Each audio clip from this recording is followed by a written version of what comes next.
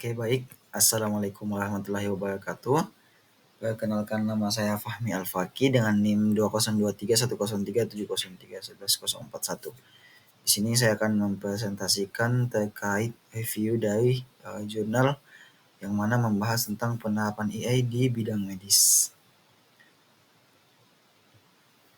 Nah, oke, tentu saja kita sudah tahu kalau AI itu adalah sebuah kecerdasan yang dibuat oleh manusia, yang mana kecerdasan tersebut tentunya bisa masuk ke dalam berbagai aspek.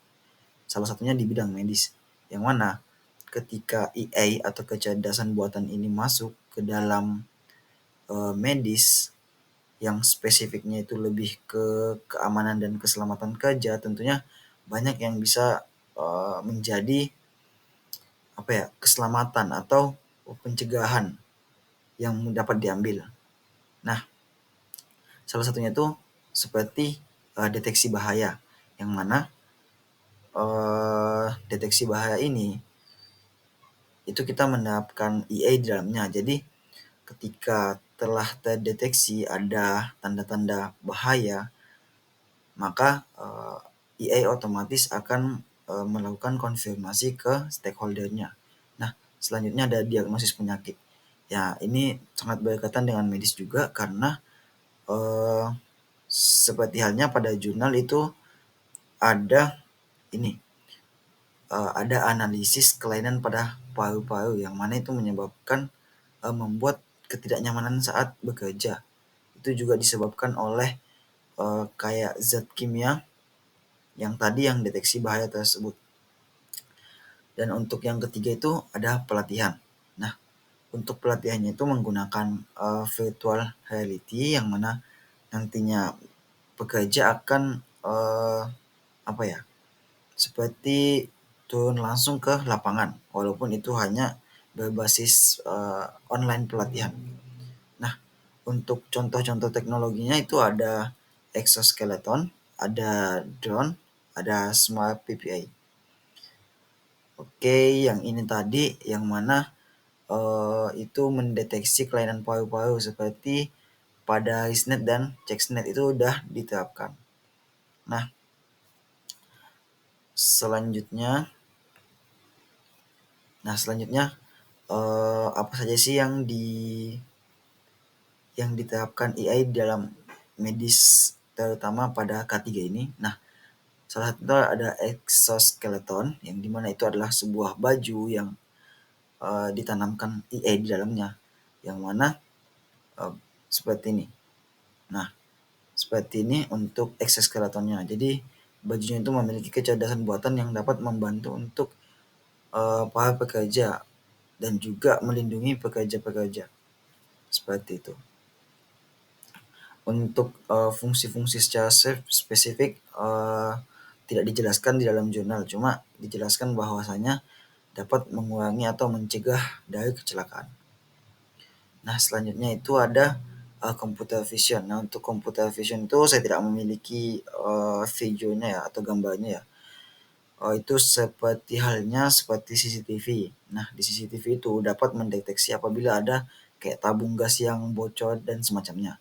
Nah, itu dapat kita deteksi lewat computer vision ini.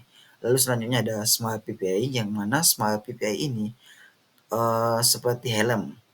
Untuk visualnya itu seperti ini.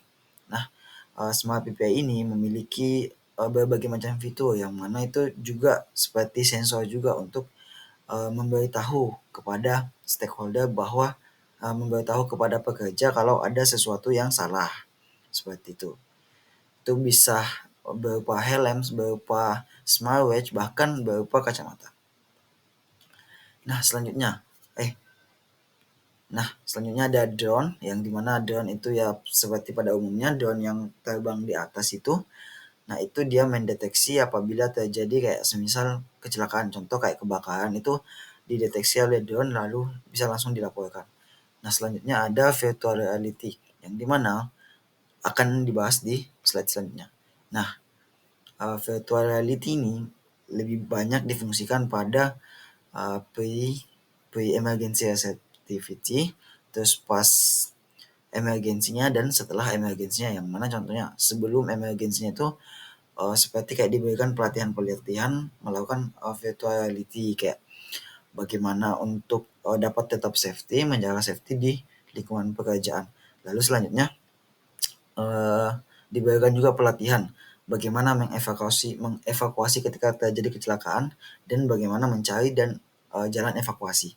Lalu setelah terjadi kecelakaan diberikan lagi pelatihan seperti kayak damage detection, building dan building reconstruction, bagaimana untuk mengurangi kerusakan yang ada dan bagaimana mencari penyebabnya. Nah, jadi tentunya ini berbasis virtuality atau online. Nah, tantangan dan solusi integrasi Nah, tantangan yang pertama itu tentunya privasi menjadi lebih sangat terbuka, atau bisa dibilang privasi itu tidak tidak lagi bervalue. Jadi orang bisa saja masuk secara apa ya? Secara seenaknya. Lalu bias algoritma. Nah, bias algoritma itu dikarenakan adanya kesenjangan antara jenis-jenis yang diperoleh. Data-data yang diperoleh itu tidak semuanya berasal dari satu jenis yang sama. Lalu mahal atau biaya.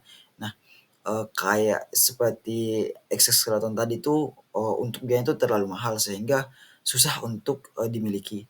Lalu ada solusi regulasi itu seperti apa, memberikan pelatihan dan memberikan kayak pembelajaran bahwa tidak boleh mengganggu privasi orang. Lalu pendekatan manusia, AI itu seperti AI itu digunakan hanya untuk analisa aja, seperti itu, dan manusia sebagai eksekusi utamanya. Dan dukungan untuk UKM itu pemerintah memberikan subsidi.